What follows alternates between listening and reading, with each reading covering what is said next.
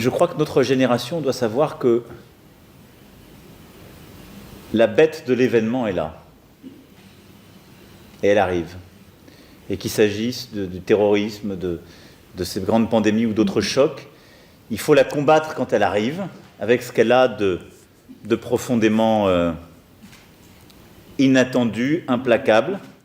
As we know, the French president is often compared to Jupiter, the Roman god, in part for his kind of distance from journalists and from the people. Well, now he has descended from Mount Olympus. Look at the front page of Libération. Must admit, they got very creative today. You can see, this one you have to understand a little bit. Essentially, lots of papers, and Macron himself have compared Macron to the king of all gods, Jupiter. And so what you can see here is it's Manuel Jupiter, so Manupiter, they coined a new word there. Another portmanteau. It's a very good portmanteau and a very good drawing there.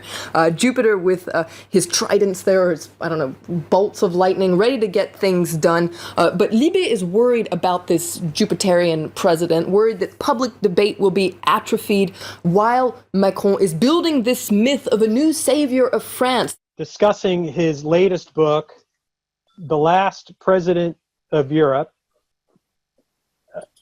Emmanuel Macron's race to revive France and save the world. And likewise, we have to build a new international order, and this is the biggest challenge of our time. We need a single global order.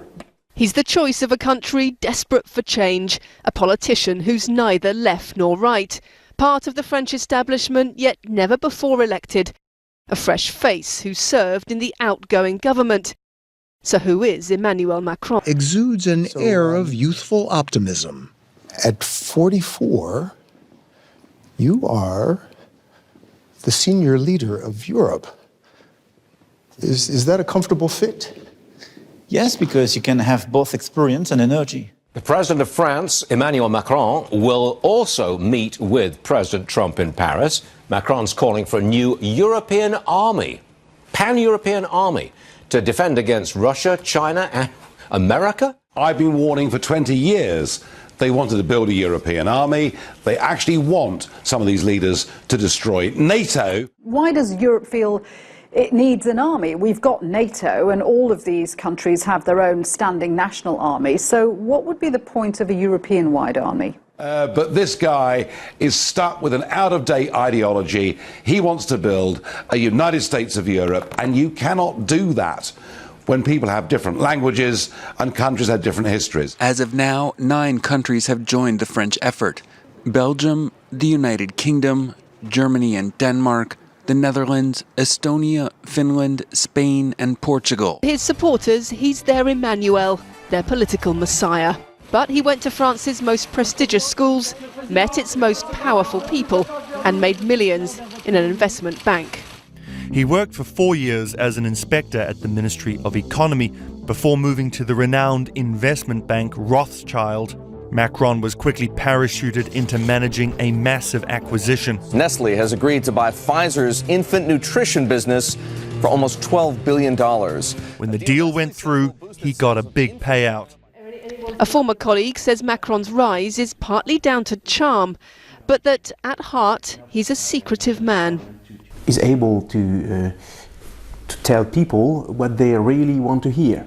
So he's a very seductive man, and he managed to agree with nearly anyone. So that's a talent. Macron's wife Brigitte told one journalist that her husband never let people close. The couple met when she taught him drama at school. Their unusual love affair, a sign, says one of Macron's old friends, of his determination, self-belief and drive. I think the only person who really know him inside deeply is Brigitte. You have to imagine he seduced her, he convinced her to marry him, he convinced his family. Just imagine, it's real. It's not a small thing. One more question that fascinates me. The wife of French President Emmanuel Macron, Brigitte, very unusual for her. Now, it's spoken of when she fell in love with her husband. Now, she was 40 at the time, married, and a teacher. He was just 15, and her student, right, 25-year gap. Now, in Australia, she would risk jail time, to be honest, but she says, oh, well, my head was in a mess. For me, such a young boy was crippling. I also find it amazing in France, the fact of Macron's age. It is all anyone talks about. 39-year-old President Emmanuel Macron, 39-year-old President. Did we remind you that he's very young? He is so young. Oh, by the way, he's also really young. I mean, it's just amazing in the country, but it's because he kind of went around the system. If he'd worked kind of within, you know, his the own youngest party. since Napoleon, and so Since that's my Napoleon, favorite. I know. Macron was raised in the town of Amiens, 2 hours north of Paris. This is the house he grew up in. The eldest of 3 children from a family of doctors, he attended a Jesuit school. A precocious kid, he preferred the company of teachers to other pupils, and it was at school that he met his future wife. A woman of 40 had a relationship with a 15-year-old student. I mean, it should matter because we know what would happen if the roles were reversed, or more accurately, if the genders were reversed in that regard. But it's just creepy. It's strange. Now, that's actually a reference to the fact that Macron is sort of known for splurging on makeup. Over the course of his first 3 months in office, he's already spent 26,000 euros on his personal makeup artist. Oh my gosh. 2 years later, Hollande gave him the prestigious position of Minister of Economy. He was 36. But by now, Hollande's public approval rating had fallen to historic lows. Macron threw himself into a plan to loosen economic regulation with testy exchanges in Parliament. But the reforms were disliked and the legislation had to be forced through Parliament, sparking violent protest. Macron increasingly criticized the government but still enjoyed the president's support. Then, last year, he launched his own political movement, En Marche, or On the Move, thrusting him into the national spotlight. He's really come out of nowhere. You know, 3 years ago, Emmanuel Macron was barely known to the general public, and here he is today on the verge of becoming president. Emmanuel Macron wants to put Europe at the center of the world again. Following America's $90 billion aid package to Ukraine, the French president said Europe mustn't rely entirely on the US for its protection. With 3 years left on his second term, Macron outlined his vision for a more assertive European Union on the global stage. We have to be clear about the fact that our Europe today is mortal. It could die. It could die, and that depends solely on our choices. But faced with intense skepticism from a majority of EU countries, for now the project remains one of cooperation rather than of combination. Eastern countries, so far, preferring to place their trust in NATO under American protection. Eurosceptic nationalist movements throughout the EU also doing their part to cut short Macron's ambitions. A reaction to the French president's comments 2 days before the anniversary of October 7th that shipments of weapons to Israel for use in Gaza should be stopped, while countries pushed for a ceasefire. But Macron also criticized the hypocrisy of some nations calling for a ceasefire, while also supplying the weapons that are enabling the war to continue. If we call for a ceasefire, what's consistent is to not provide weapons of war. And I think that those who supply them cannot call for a ceasefire every day and continue to supply them. Meanwhile, some analysts criticized his position as lacking coherence. On the one hand, pushing for a ceasefire and a two-state solution, and at the same time reaffirming Israel's right to self-defense. And even suggesting an international coalition to fight Hamas on a visit to Israel last year. You talked about Jerusalem. Yes, exactly. Before. Yes. And he said what? He said that probably he will announce the fact that he wanted to recognize Jerusalem as the capital of Israel. And you told him what? I told him I thought it was a mistake, because we've worked all together on the recognition of two states, Israel and Palestine, with borders recognized by the international community, and that such a unilateral decision is not compliant with our international discussions and our international rules, and will not facilitate a peace process. Encore une fois, soyons là aussi explicites, ce n'est en aucun cas un appel à désarmer Israël contre les menaces qui s'exercent contre ce pays et ce peuple ami, mais un appel à stopper toute déstabilisation supplémentaire dans cette partie du monde. La stabilité, la paix ne viendront que par les solutions diplomatiques. C'est d'ailleurs la raison pour laquelle la France a appelé de ses vœux de cesser les exportations d'armes qui sont utilisées sur ces théâtres de guerre. D'autres dirigeants ici ont fait de même. Et nous le savons tous, c'est l'unique levier qui pourra aujourd'hui y mettre un terme. Forces armées libanaises comme des forces de sécurité intérieure.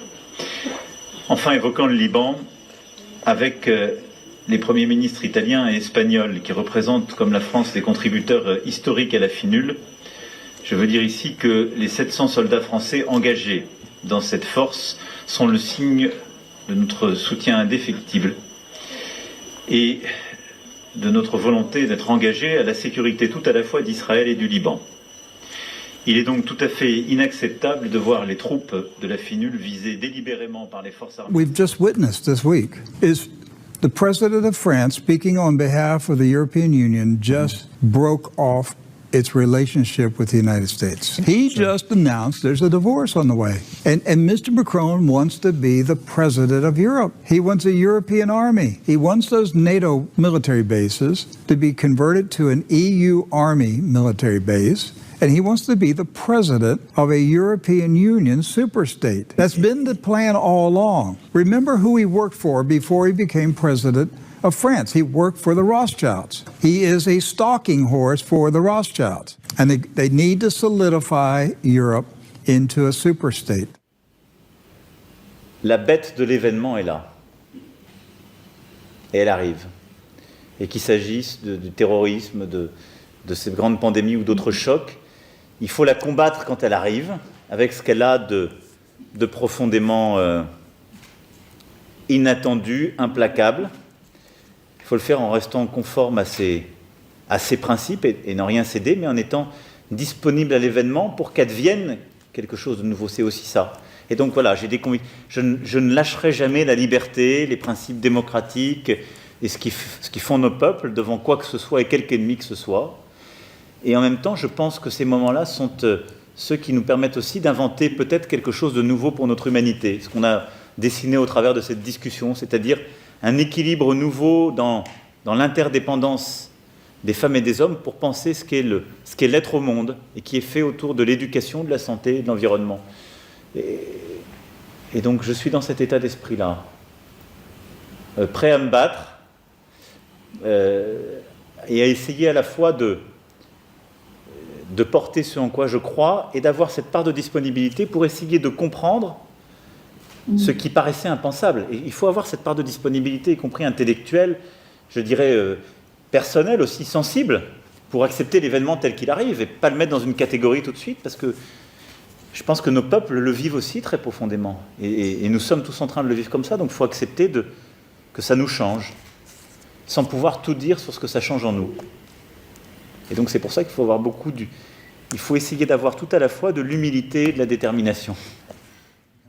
Russian President Vladimir Putin said on Friday at a press conference in Turkmenistan, a country in Central Asia, that a new world order is necessary, where wealth is distributed more fairly and the voice of every nation is heard. In the current difficult situation where the world is facing unprecedented threats, when international relations are entering the era of deep-rooted changes, when we're building the new world order that reflects the variety of the whole planet. And this natural process is irreversible, that Russia advocates for maximally wide international discussion on the cooperation in the multipolar world that is being built today. We're open to discussing issues of building the new world order with all of our friends, partners, and like-minded friends. Russia's President, Vladimir Putin, has met with his Iranian counterpart, President Masoud Pezeshkian, for the first time. The two leaders held face-to-face talks at a regional summit in Turkmenistan, where they joined a number of heads of state from other Central Asian and Arab states. The Kremlin said the Russian and Iranian presidents discussed mutual relations as well as the situation in the Middle East. The meeting comes amid soaring tensions in the region. Russia has increasingly been inviting Iranian officials to events. Analysts say it's an attempt to show that Moscow is not isolated. But it's not clear if Russia will back Iran in the event of a full-scale war with Israel. que a la luz de todo lo que está sucediendo en Oriente Medio, la comunidad internacional cese de exportar armas al gobierno de Israel. Creo que esto es de urgencia y este es un llamamiento que voy a hacer desde el primer instante al conjunto de la comunidad internacional. El cesar de exportar armas al gobierno. Russia is increasingly leaning closer to the anti-American forces in the region, this being Iran, its proxies, and the Assad regime in Syria. In fact, Russian military base in Syria was nearly attacked by Israel missiles, and many have been speculating whether this can lead to further escalations. For the last year, Israel has been fighting a war on what is now 7 fronts. And there's one thing that is in common to all of those fronts, whether it's Hamas in Gaza, Hezbollah in Lebanon, the Houthis in Yemen, and much more. The one thing in common is the revolutionary Islamic government in Tehran, which has been subjugating the people of Iran since 1979, and whose regional ambitions have been out in the open for a very long time and are absolutely explicit at the moment. They complain about Israel being a colonizer state. The Iranians are colonizing across the whole region, whether it's Iraq, Syria, Lebanon, Yemen, and they are in a war which the regime in Iran says includes the desire to wipe Israel off the map. This has been their desire for decades, since 1979.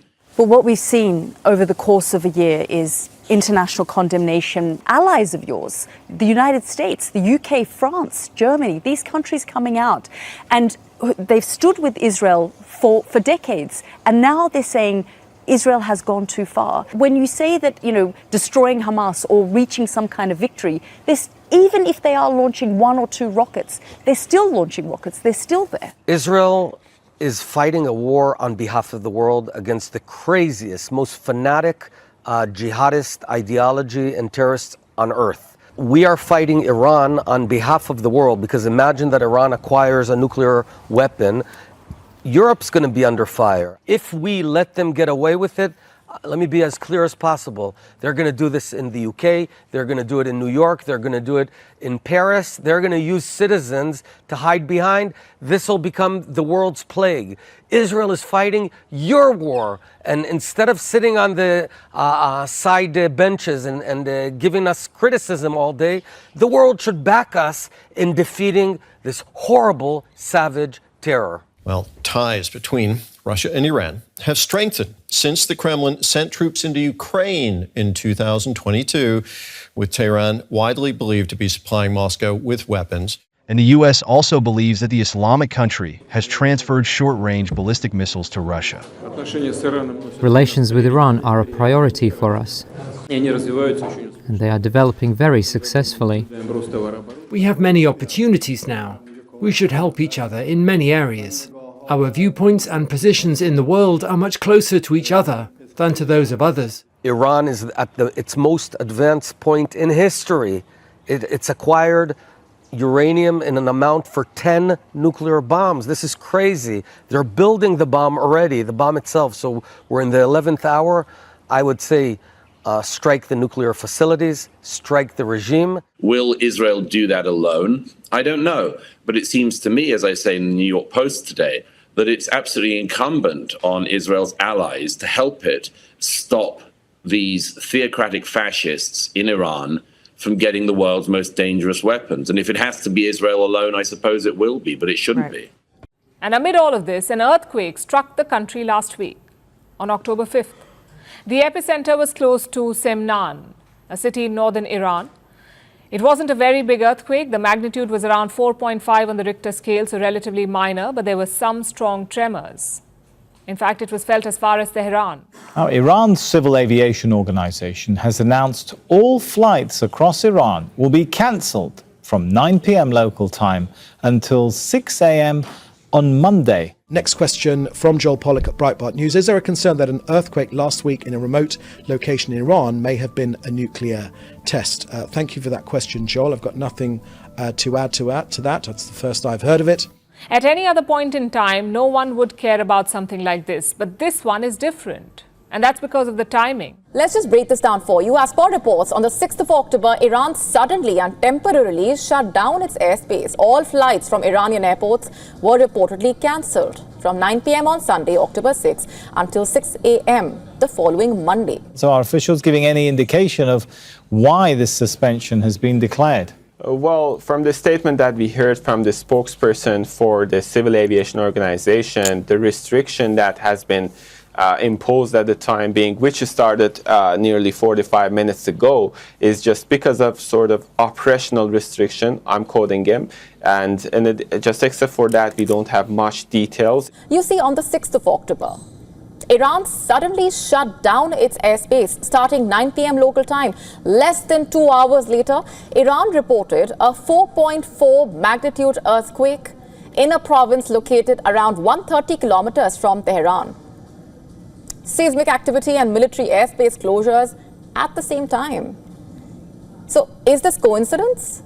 We see that now the Western airspace of Iran, according to some statistics that I have, is almost clear. We saw a very few limited number of international flights over the country, which is getting less and less in the past 45 hours. So it means sort of a strict application of that regulation mentioned by the organization. It could be for any reason, but for the time being, we're not aware of the exact details on that. It's coming from a civil, let's say, official. It's not a military official. In fact, the Iranian Civil Aviation Authority reportedly issued a notice to Air Missions, NOTAM, signaling a military exercise in the western part of the country.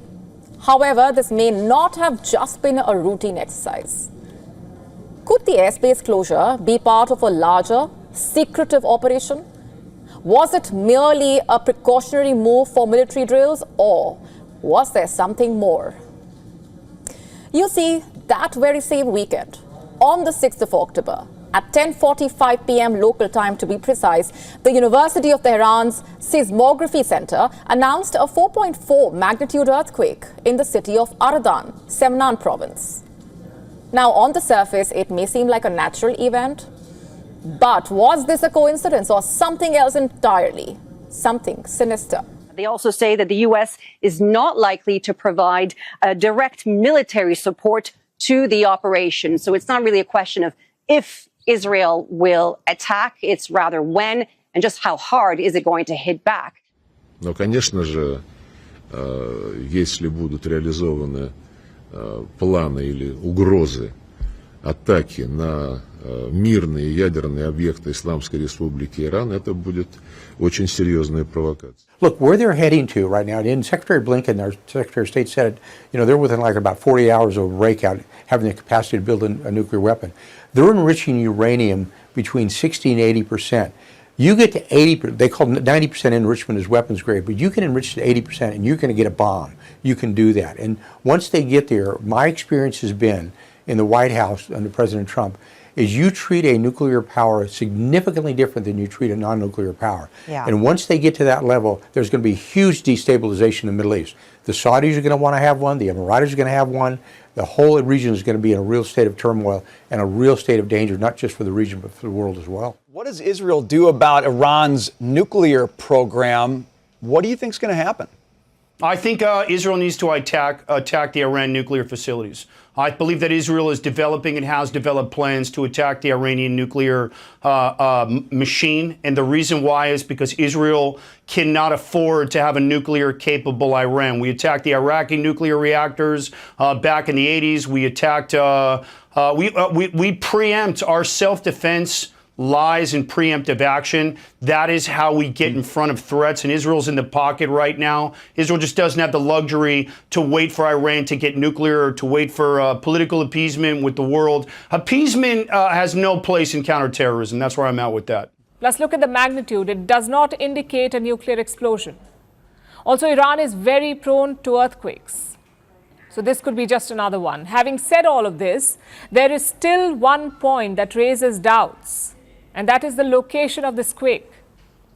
In 2019, a Washington-based think tank released a report. It said that Iran was building underground testing sites, and one likely location was Semnan.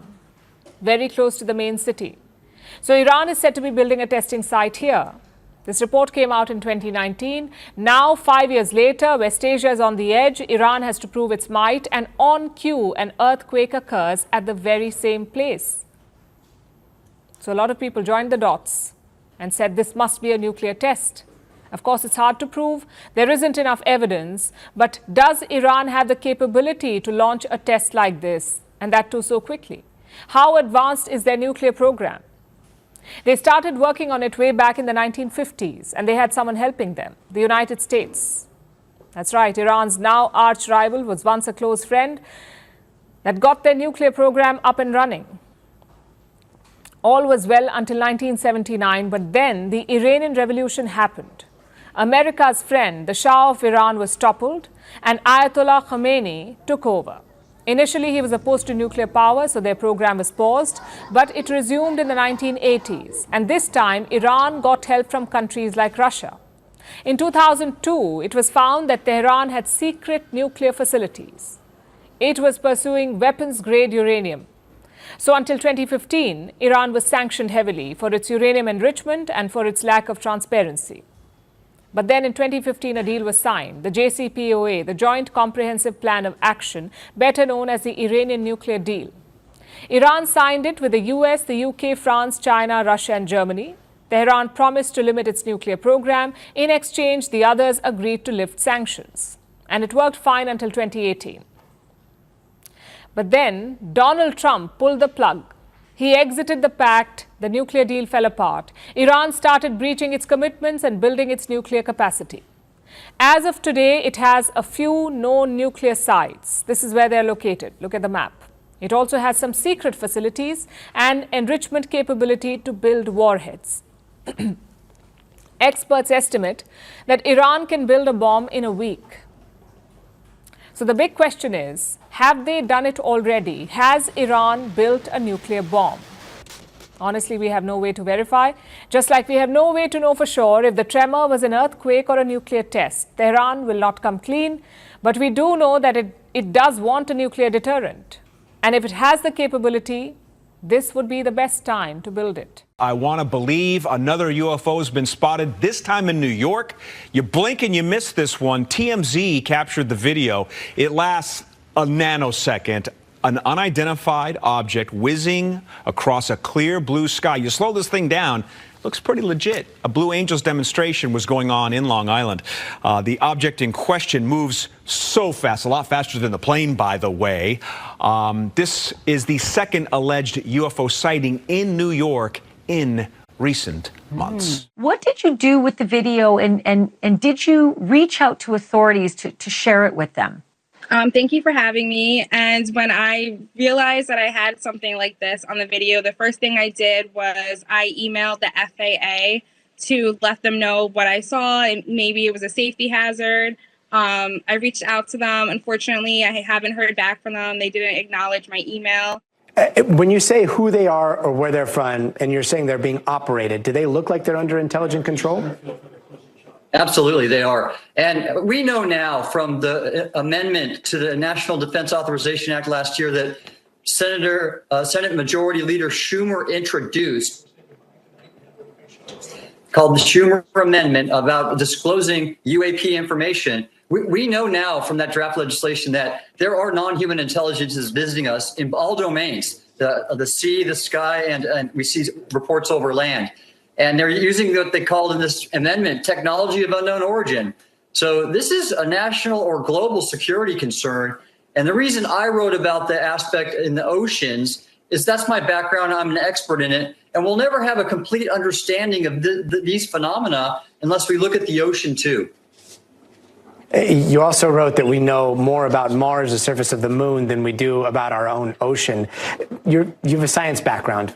I got to ask, what do you think it is?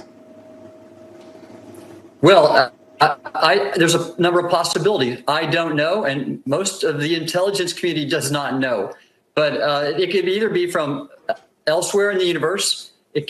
Some people speculate it could be from another dimension, but I don't think we have the mathematics to just explain that, or the physics just yet, or even possibly within the planet somewhere. None of this is known. On New Year's Day, a large police presence was caught on video surrounding a mall in Miami. Perhaps you saw this. A video posted online claiming it was due to an alien sighting in that area. So what really happened? Look at that police presence. Yeah, That's it is for a a fight. lot. Come on. Come on. Police say a group of 50 teenagers started a fight after setting off fireworks, looting. The alien, in air quotes, in the video was really just a tall person walking. It was not. Who said that? Where'd that come from? According to police reports. Police did not say the alien was just a tall person. Well, I said the tall part. The alien, No, they said it was in the just a person walking. A 9-foot person?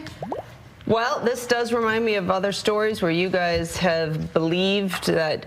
Remember that story? Was it Vegas where the aliens were in the backyard and then they got. What happened to that cell phone video? Right now, take a look at this Las Vegas police body cam footage from last month. The video shows a green flash across the sky. There it is. And that came just after a family made a 911 call. Just before midnight on April 30th, skywatchers across several western states saw a bright fireball streak through the heavens. A police officer working in the Northwest Valley caught a glimpse of the colorful object on his body cam. At nearly the same time, a Ring camera in the area recorded a strange noise and what sounds like a crash. Because I'm not going to BS you guys. One of my partners said they saw something fall out of the sky too, so that's why I'm kind of curious. Did you see anything land in your backyard?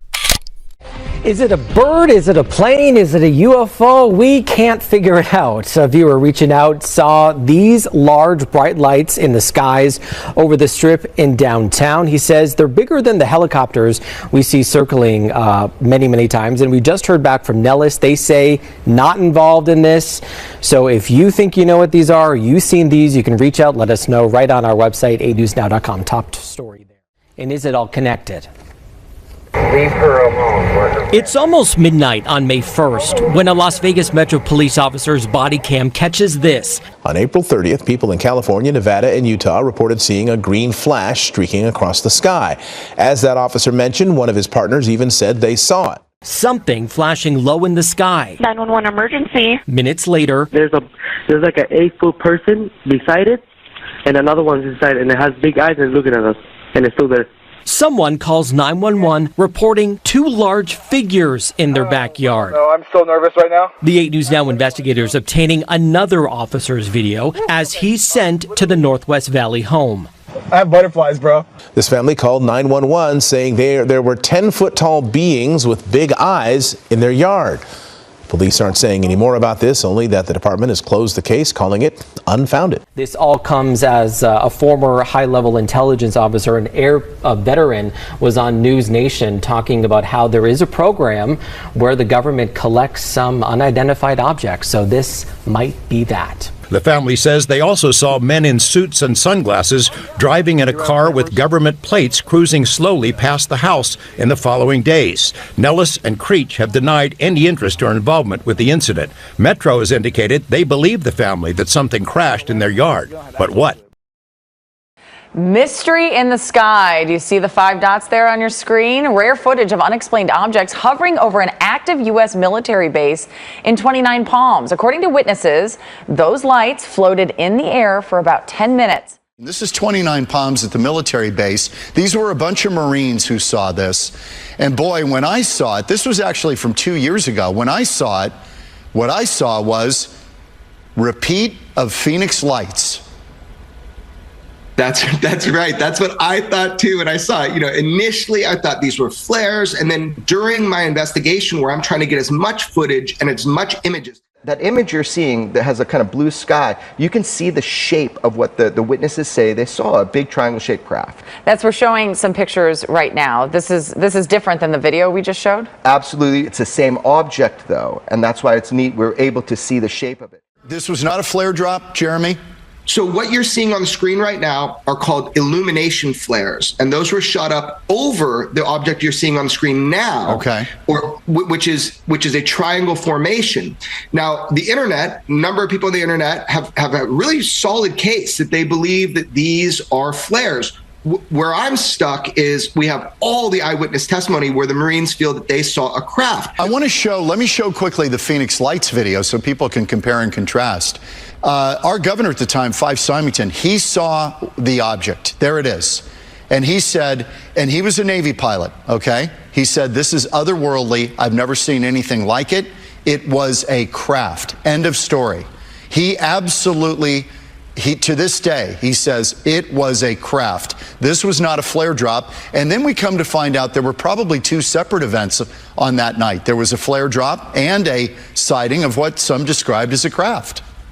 You got it. So check it out. Some of what you showed there, it's haunting me. I'm getting goosebumps because you've got the same situation where you have these trained observers saying we saw a craft, and then you have those kind of lights that are a little bit out of the orientation you'd expect to be on a solid craft. And you see that too with their footage. So it makes you wonder, it's like, what was going on?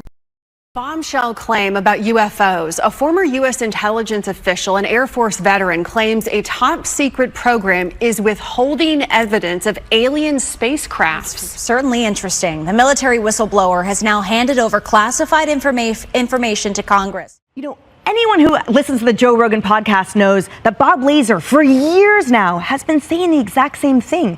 His story was incredible about working in a subset of Area 51 and essentially decades ago, yes, being tasked by the U.S. government of reverse engineering a UFO that was hanging out in their hangar. In fact, they had multiple objects of non-human origin that Americans were tasked with. Hey, figure this out. Try to recreate this. And that is exactly what is being said now by this whistleblower also. So this is what Bob Lazar has been saying forever. This guy's saying that it was going on for 80 years. So like this brings us back to the 1940s. I mean, this means like Roswell. That's what Bob Lazar said was the problem with the back engineering program. He said that science can't exist like that in a vacuum. And apparently there was some sort of a debriefing they gave them. And in that debriefing, he said it was so nuts. He said, first of all, they said they've been coming here forever. And they also said that we're a product of accelerated evolution, that why we are so different from all the other primates, is that they came down, that's the Anunnaki that came down here and messed around with lower primate DNA and did something to it to create a human being. I'm here for it. I'm here for that. Yeah. That would make everything fun. And then I would think that the government would want stuff like this to come out if they're in the middle of like stealing money or doing something really wild. Oh, the classic misdirection? Oh, for sure. Now, before we show you that video, listen to their call for help. There's like an 8-foot person beside it, and another one's inside, and it has big eyes and looking at us, and it's still there.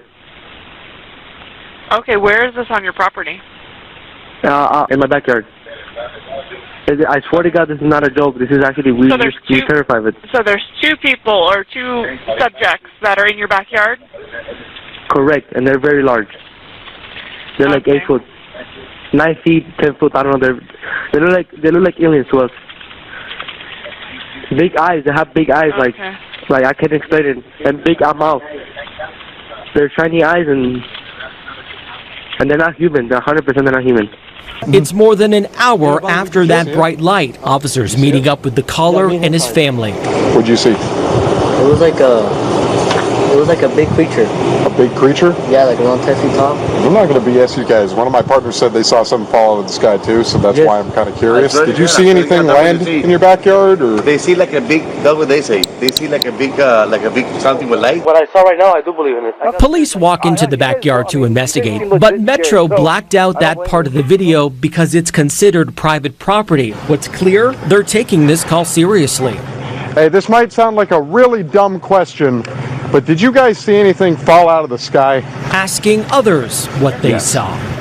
I would normally discount it as nothing. However, seeing as one of my partners said they saw it too, only reason I'm actually investigating it further. Now, Metro police in Vegas are not releasing the video of what was actually in the backyard. And these people's phones have been confiscated. There is no video. Something happened in Vegas, Lee Thomas. This happened in Las Vegas on April 30th. Why are we just learning about it now to begin with? One family living in a ranch-style home had a much closer view of the object. Two brothers and their father were working on a vehicle in their yard when they caught a glimpse of a sparkly object as it came crashing down, then were hit by what they describe as a shockwave. Especially because Grush has alleged that the government has withheld evidence from them. I don't have the answers at the moment, and when I do get the answers, I'll be honest, but I can't tell you because it'll still be classified. So, but we will definitely be looking for those answers. Either way, the White House doesn't want to talk about it. I would refer that question to the Department of Defense and let them answer that question for you. A House Oversight and Accountability Subcommittee held a historic hearing on unidentified anomalous phenomena, also known as UFOs. Lawmakers heard from 3 witnesses today, including former U.S. military and intelligence community personnel who claim to have come into contact with such objects. Natalie Brand has more now from that hearing. We have nothing close to it. Retired Navy Commander David Fravor testified before Congress about an encounter he cannot explain.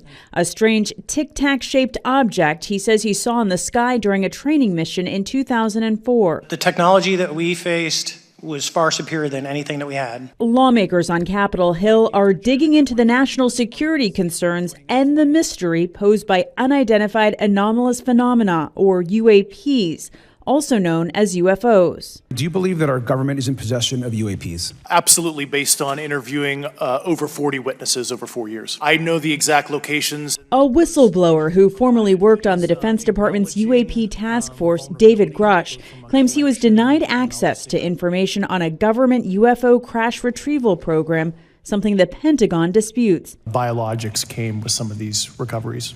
Were they, I guess, human or non-human biologics?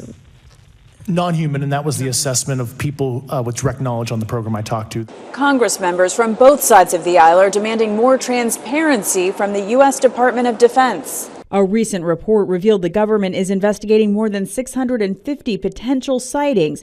But Ryan Graves of Americans for Safe Aerospace says there's still a stigma around reporting. Right now, we need a system where pilots can report without fear of losing their jobs. The witnesses say better data is needed to determine what the identified objects are and their origins. Natalie Brand, CBS News, Capitol Hill. An unusual sight over the city of Old Jerusalem is making the rounds on the internet. This YouTube video was reportedly taken along the promenade of Armin Hansif at about 1 in the morning. The man who posted it says he was there with a friend when a bright light appeared in the sky and descended on the Dome of the Rock. The light appears to just hang in the skyline, but then an energy burst of some kind. Whoa! You know, critics, it's difficult for them to dismiss this because there are so many different angles. We've got 4 different videos, all from various perspectives, showing this light.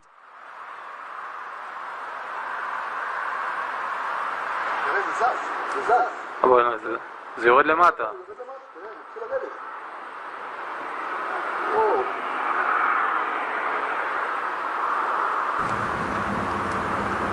אתה מצלם?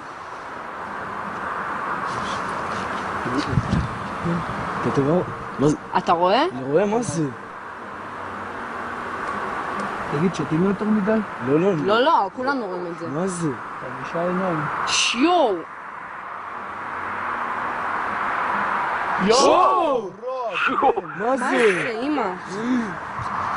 מה זה, ראית? יואו בנברות. ראית את זה? תראה, יש שם עוד. הנה, תראי שמה. מה זה? אמא, לדור, אמא. יש קבוצה שלמה שם, תראה. יואו. Plus, what was in the skies over Jerusalem? And why did it stop over one of the most treasured sites in Christianity? The video is said to be taken over the weekend. Then suddenly the light shoots up into the sky. There you see it. Another video from a different angle appears to show the light doing the same thing. Those clips have gone viral now. תגיד, שתים יותר מדי? לא, לא, כולנו רואים את זה. מה זה? 5 עיניים. שיו! יואו! מה זה? אמא? מה זה, ראית? יואו בנברות.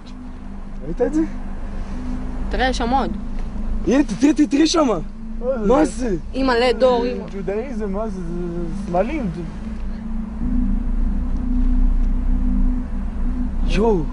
Honestly, my mind is blown. I know this was coming, but actually when you read it first thing in the morning or you see it on X, you kind of think, wow, it's really happening. So, I mean, is this good or bad?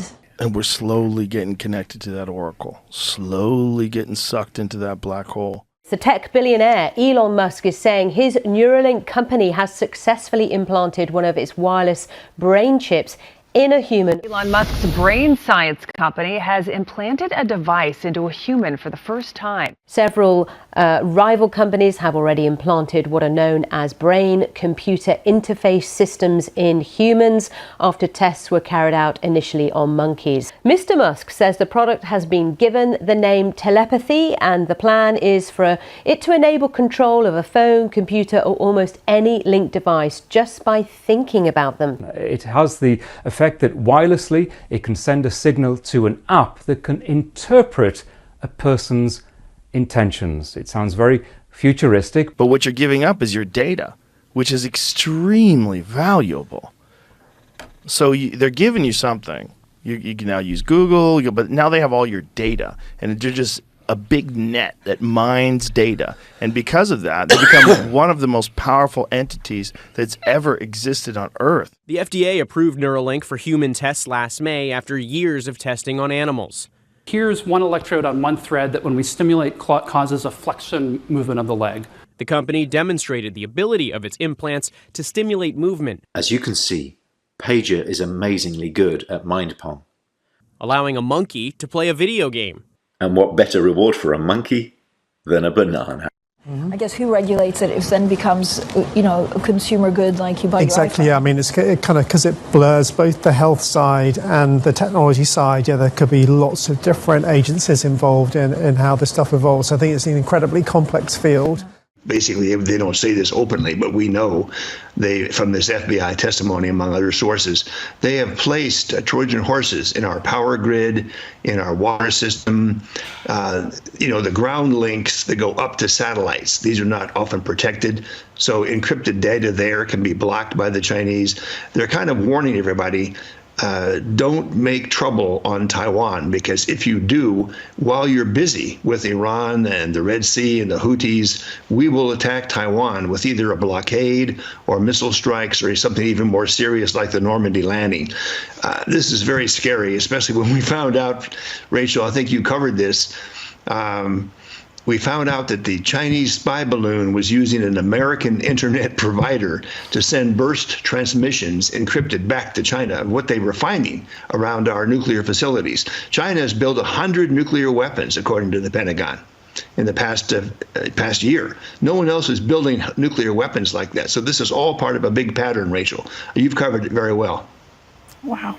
So the government comes in and says, I'm going to make it easier for you, but I'm going to need certain requirements of you. I'm going to need you to have a digital ID. That digital ID will be attached to a social credit score.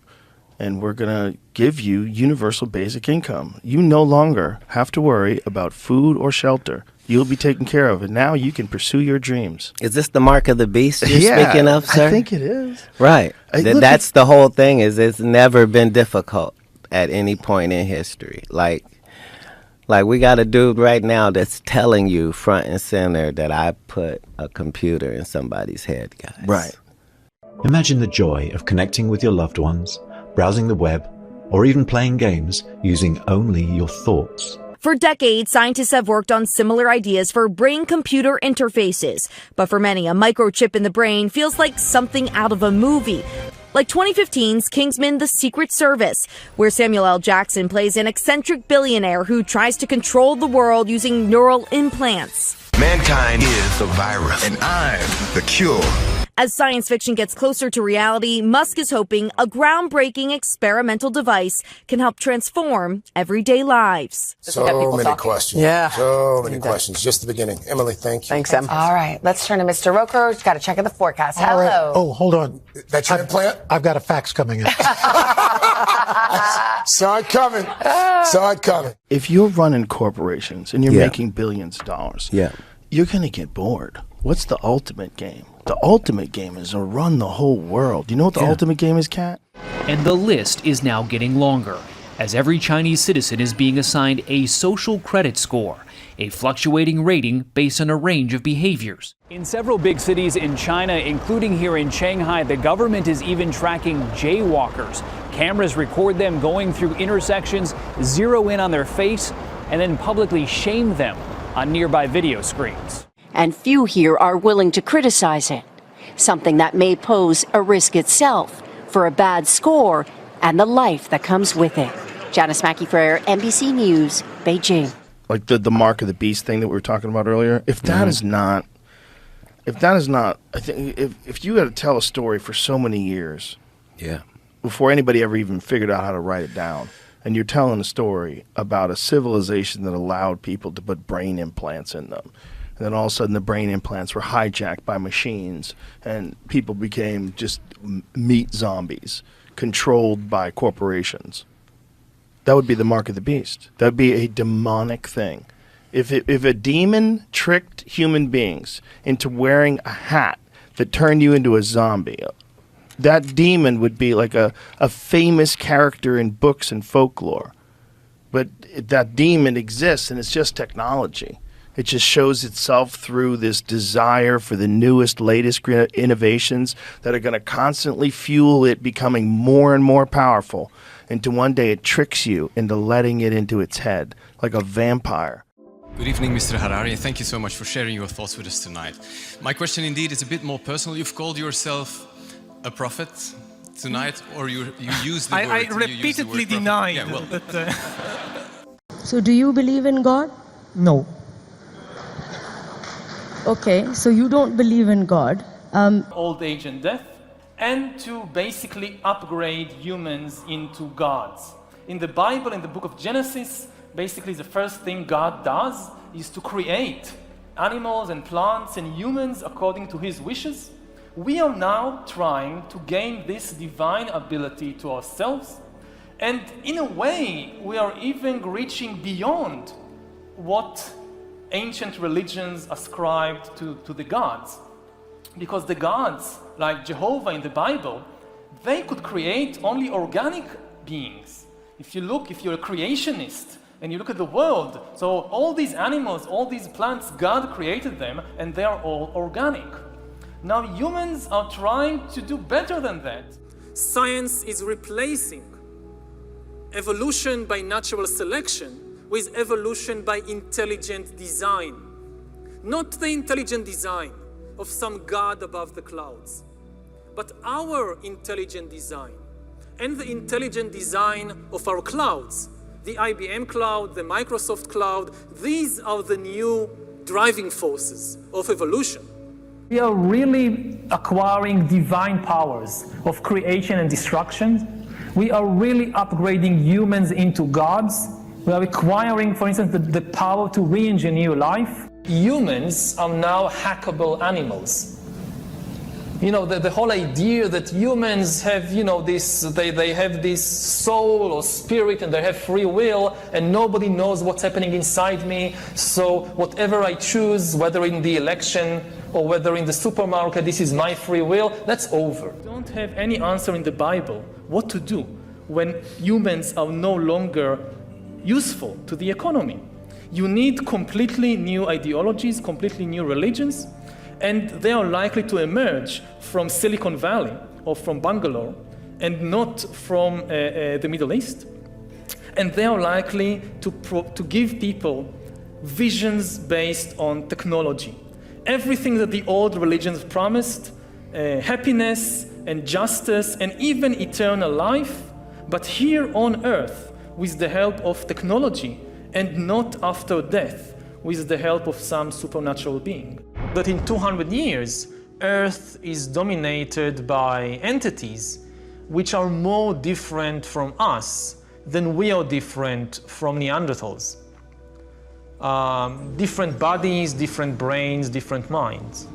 Artificial intelligence and technology in general are going to break out of this limited realm of organic biology and create something completely new.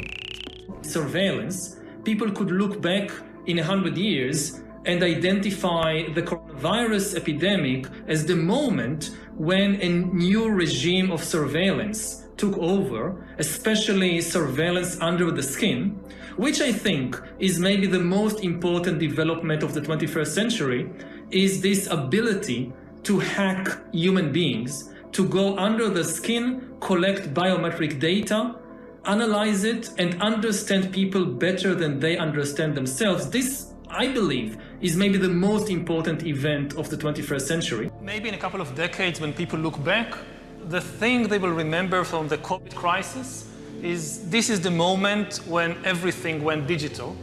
And if this was the moment when everything became monitored, that we agreed to be surveyed all the time, not just in authoritarian machines, but even in democracies. And maybe most importantly at all, this was the moment when surveillance started going under the skin. Because really we haven't seen anything yet. I think the big process that's happening right now in the world is hacking human beings, the ability to hack humans, to understand deeply what's happening within you, what makes you go. For that, the most important data is not what you read and who you meet and what you buy, it's what's happening inside your body. So we had these two big revolutions, the computer science revolution, or the infotech revolution, and the revolution in the biological sciences. And they are still separate, but they are about to merge. They are merging around, I would say, the biometric sensor. It's the thing, it's the gadget, it's the technology that converts biological data into digital data that can be analyzed by computers.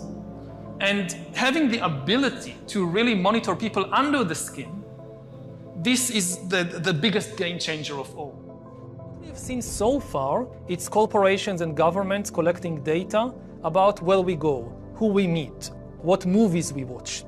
The next phase is the surveillance going under our skin. Mass surveillance systems established even in democratic countries, which previously rejected them. And we also see a change in the nature of surveillance. Previously, surveillance was mainly above the skin. Now it's going under the skin. Governments want to know not just where we go or who we meet. Above all, they want to know what is happening under our skin. What's our body temperature? What's our blood pressure? What is our medical condition?